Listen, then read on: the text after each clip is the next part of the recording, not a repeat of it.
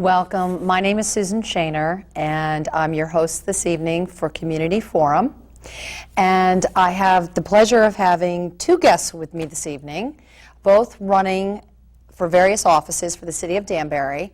I have Daniel P. Jowdy, who is the incumbent treasurer for the city of Danbury, and then Pugie, who will be running for the town clerk for the city of Danbury. Thank you. So welcome, both of you. Thank you. Glad to Good be evening. So I thought it might be helpful for our viewers to learn a little bit more about you first, and then we'll talk about the positions that you're running for and your qualifications for those positions. So Dan, can you tell us how long you've been living in Danbury? Thank you, Susan. I've actually born in Danbury. I've lived my entire life in Danbury. The Jowdy family has been living in the city of Danbury for approximately 100 years now. We represent 6 generations of Jowdys in Danbury. On my mother's side, she comes from a Lithuanian family of Sadowskis who have been also citizens of Danbury for the past 95 years. So we have been Danbury residents for both families, just shy of 100 on my mother's side and a little over 100 on my father's side. Wow, I didn't realize you had such a legacy with the city. Yes, I do, and the family does. And I've gone through all of Danbury schools, and my children as well have gone through Danbury schools, Pembroke School, Broadview, Danbury High School. I've been involved in the community besides being the city treasurer. I've been active in many civic organizations. I've been involved in the Lions Club, the Danbury Exchange Club, the Amerigo Vespucci Lodge, the Lebanon American Club, the Polish American Citizens Club. Any clubs you haven't been involved in? You probably could do like everything you ever wanted to know about Danbury. Pretty much so. I mean, because I'm so passionate about the city of Danbury because it is my home, and that I certainly, would love to be certain that the place that I live and where my children have been educated will be certainly appropriate and the best of a community can offer for the future generations. So you've never had a desire to move out of the city? I mean, you have been The only time that I've actually been out of the city is when I went away to college, where I actually majored in management and accounting. Was the small period of time. Where did you go to college? I went to school at two locations. I started at Post College in Waterbury, where I majored in the management and accounting, and I also then took some courses. Of course, my full-time position is a funeral director, and so I took courses both in New York City and at the National Foundation of Funeral Service in Evanston, Illinois. So Evanston is probably the furthest you've gone, but even in Waterbury, you didn't venture too far from the city, so you've really been around it your whole life. Exactly, and Yeah. of course being involved in the organizations of well, of course, in early years I was involved with the Danbury JCs, which afforded me the Connecticut Statesman's Award, and I was also still involved with the Danbury Lions Club, which afforded me the Melvin Jones Humanitarian Award, and also with the Danbury Exchange Club, which afforded me the Exchange Club Award for the prevention of child abuse. So I've been involved in the community, and I do enjoy In numerous living. ways. Yeah. Exactly. Okay, great. Thanks, Dan. Pugie, before I ask you how long you've been living in Danbury, this is a nickname, Pugie, where did that come from? Everyone asks me that question. It came from my father. Evidently, I obviously had to be less than a year old because all my birthday cards say Pugie. Congratulations on your first birthday. But my dad actually, they tell me that he was watching television one night, watching the Phil Silvers show.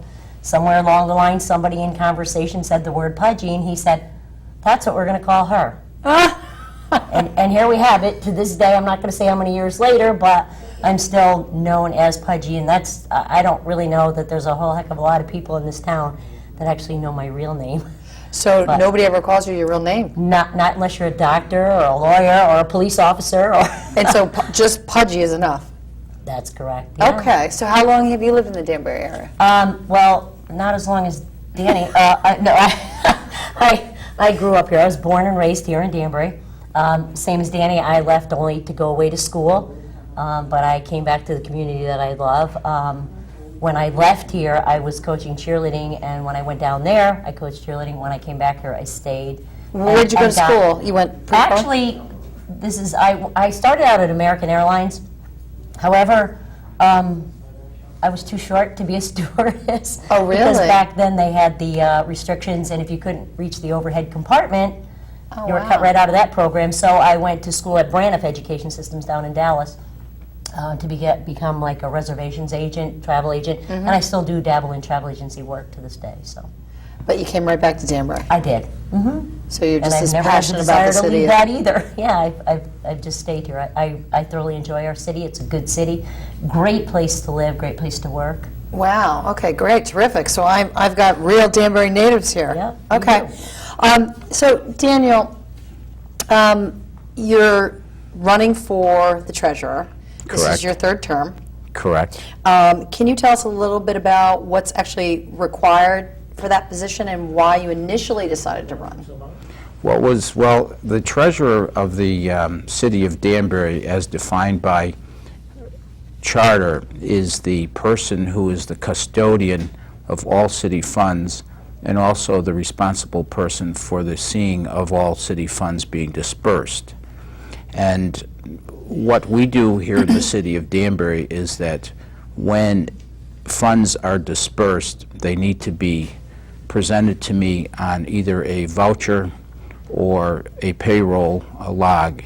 And when they are presented to me, they first have to be approved by the Director of Finance, who audits the voucher or audits the payroll to certify that, in fact, the amount that I'm going to be authorizing to be dispersed from city funds is, in fact, the true and correct amount. And then I have the obligation to the city and to the taxpayers to be certain that the amount that is due satisfies my observation as it being an obligation to the city of Danbury to be paid.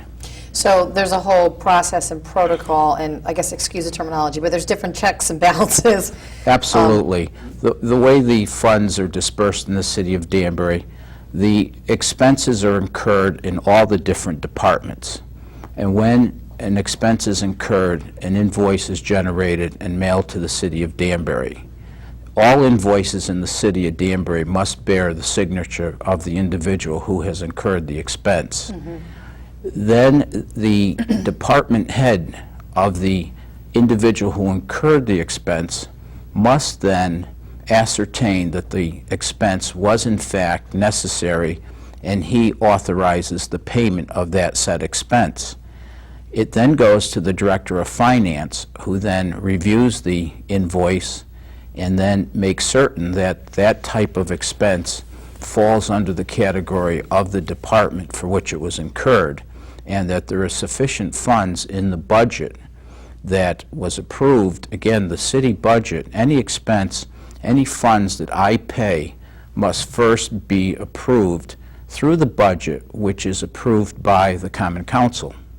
So I then, once the Director of Finance puts his signature on the voucher, then I sign the voucher, which is about 35,000 vouchers a year that they're allowed to print the check. But before my signature goes on, it must have the signature of the person who incurred the expense, the department head, and the Director of Finance. 35 vouchers a year, that's a lot of vouchers. Yes, there are. So there's quite a bit of volume that comes through your office. Correct. And the most biggest bulk of vouchers that I sign are obviously for the Board of Education.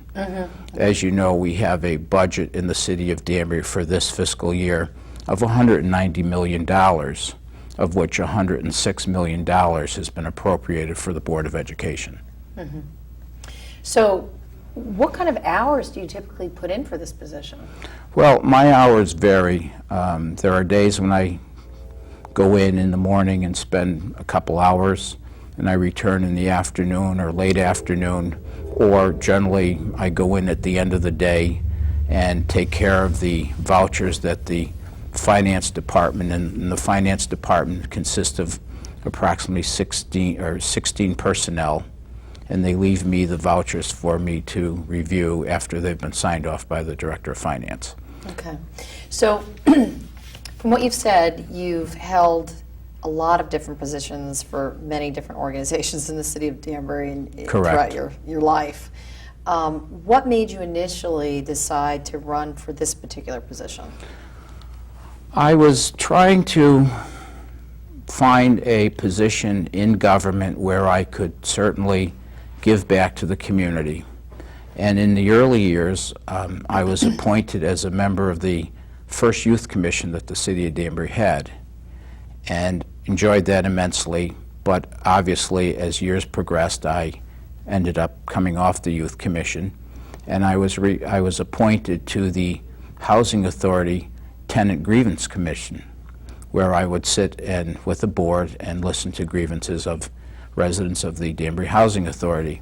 And then, of course, in came the fact of coming back from school, starting a business, a marriage, and so on. So I took a little time off, but then there was the opportunity to get back into government, and I was first asked to consider running for the city treasurer, because the city treasurer was a job that did not require me to be in City Hall 8:30 to 4:30 every day, but it did require me to be there every day of the week, whereas I could pace my schedule according to my full-time position at the funeral home to go in either early morning, mid-afternoon, or later on in the day. And certainly it has worked quite well. I must say that I have not missed a day at City Hall in close to 4 years that I have been treasurer. So tell us a little bit about, I guess, your day and night job, what you do outside of this, so that allows you to have the flexibility to come and go. Well, of course, my day job is such that, being a funeral director, there are days when I'm conducting funerals in the morning. I'm meeting families during the afternoon, perhaps working visiting hours later in the day.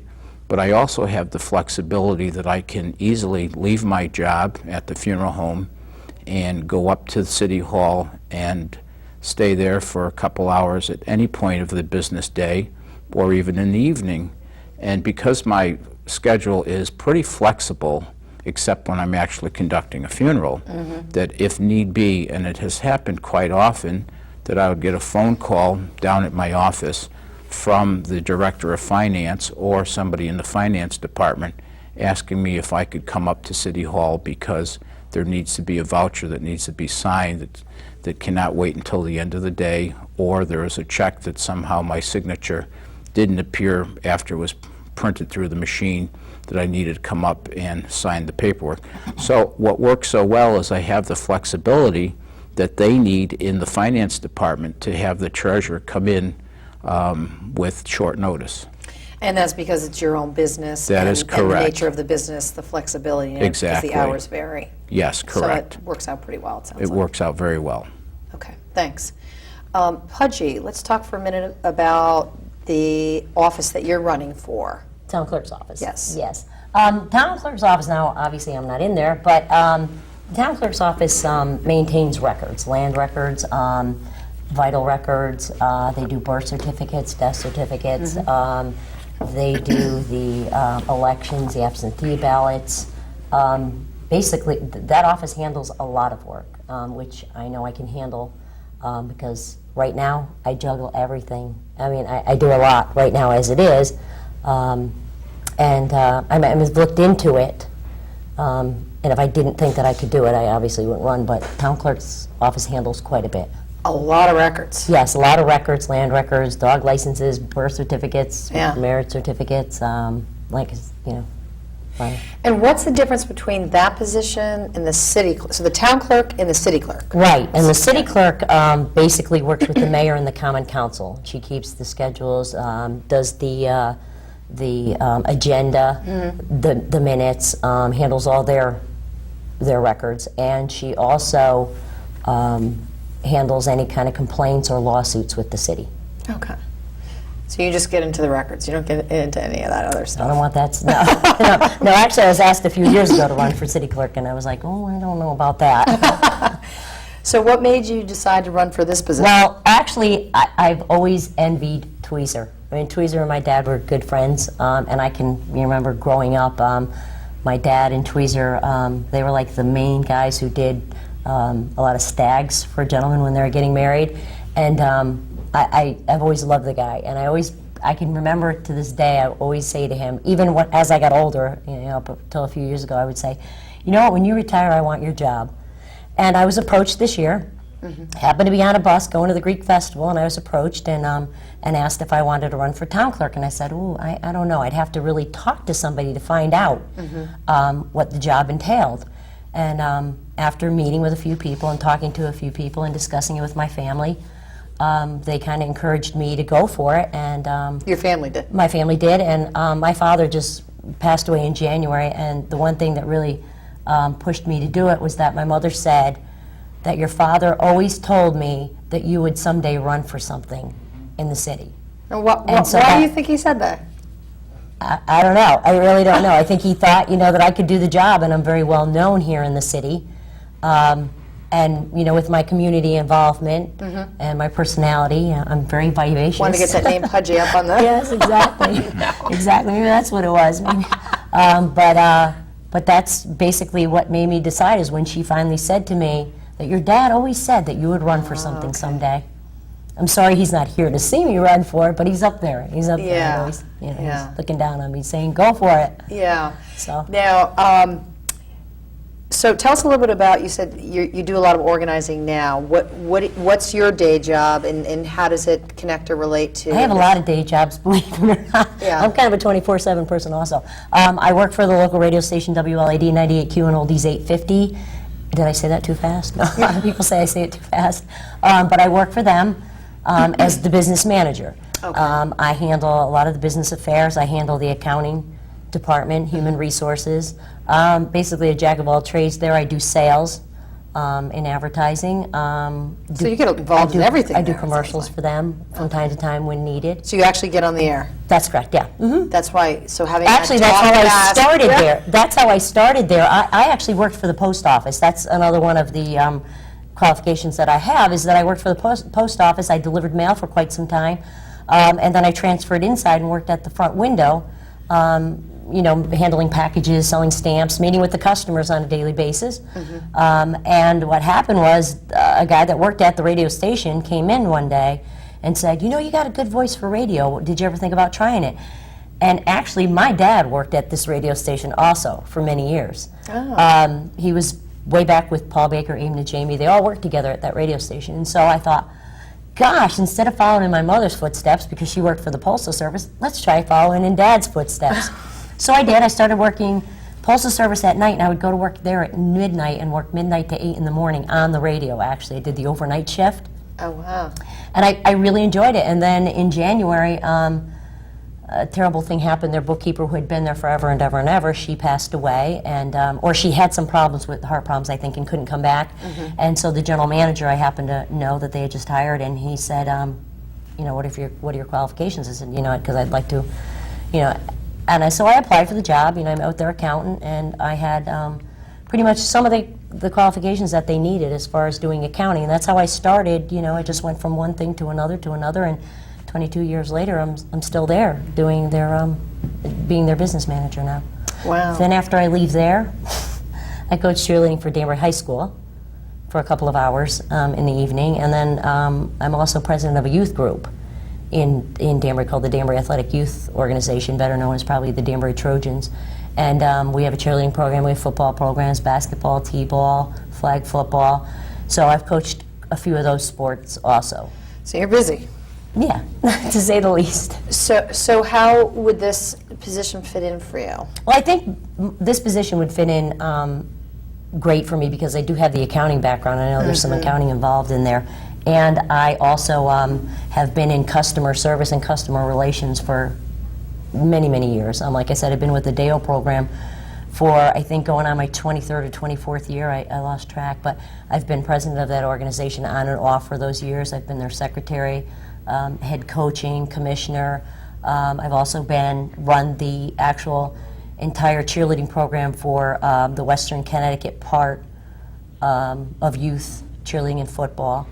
But I think basically a lot of my skills come from the customer service end of it at the Postal Service. Okay. So it seems that this position would require not only strong organizational skills, but the service component in terms of... Right. And managing with everything public. also. Yeah. I have some great, what I consider great managerial skills. I really do. And I have great time management. I manage to be here, there, and everywhere else. And people are constantly saying, "How do you do it? How do you do it?" But you know what? You can't stop and think about how you do it. Right. You just do it. Right. So. And I enjoy what I do. I enjoy being out with people, meeting people, talking to people, giving to people. I can remember, my husband passed away about 7 years ago. And people were, they wanted to bring over dinners, they wanted to plant my garden, they wanted to mow my lawn, and it was like, I felt so guilty, but, someone came and said to me, you know what, you give back all the time, you give, give, give. Let us feel good. You feel good about giving to your community and giving to people. Why don't you let us feel good about giving something to you? So, and I think they finally made me realize that, it's give and take along the way, so. Yep.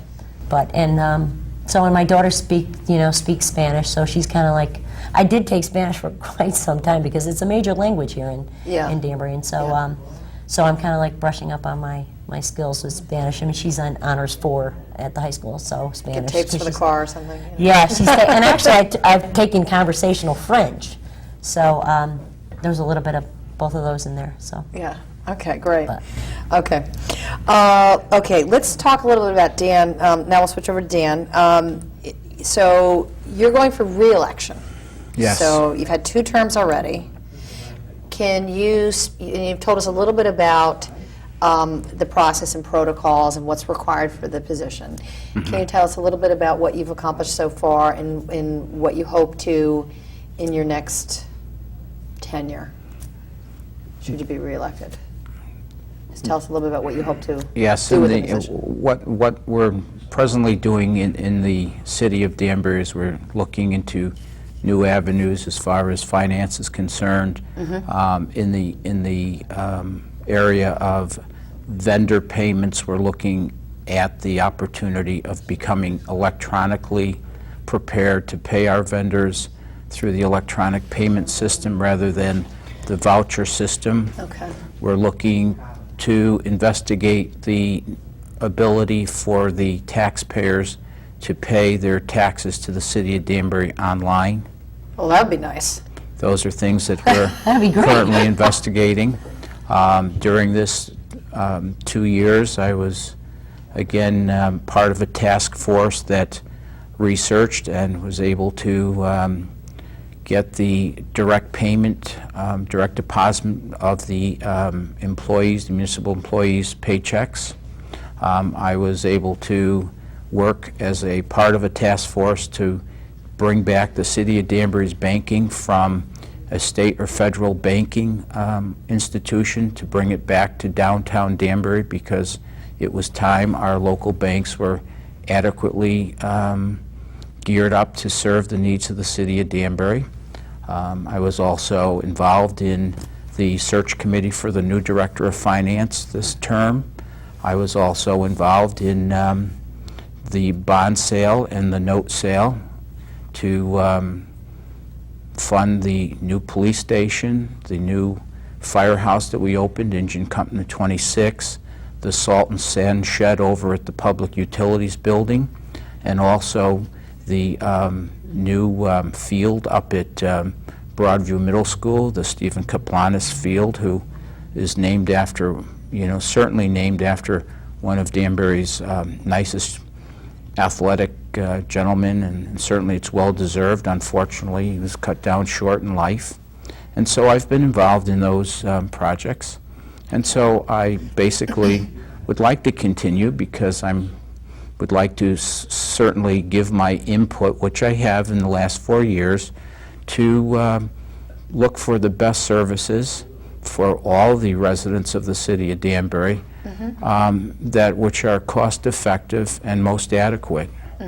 And so that's what my goal is, to continue, because we have many things in the works now that certainly would, again, help keep the taxpayers and the residents receiving the services they so deserve.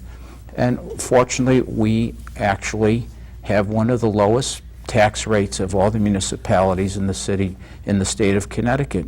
Well, that's great. That's great. So we've got about 2 minutes left, and I'm going to ask each of you just to give us a headline or a blurb on what you see as a key difference between your candidacy and your opponent. So, Pugie, you want to start, and then we'll go back to Other than the fact that I'm a lot shorter than her. Lori's a great person. I do like Lori. And I think that I don't really know that there's any differences between us. I just know that I would like to get in there, learn all aspects of the job, make it maybe a little bit more service friendly, maybe open up the office, and like I said, just learn everything I can. I'm always looking to learn more.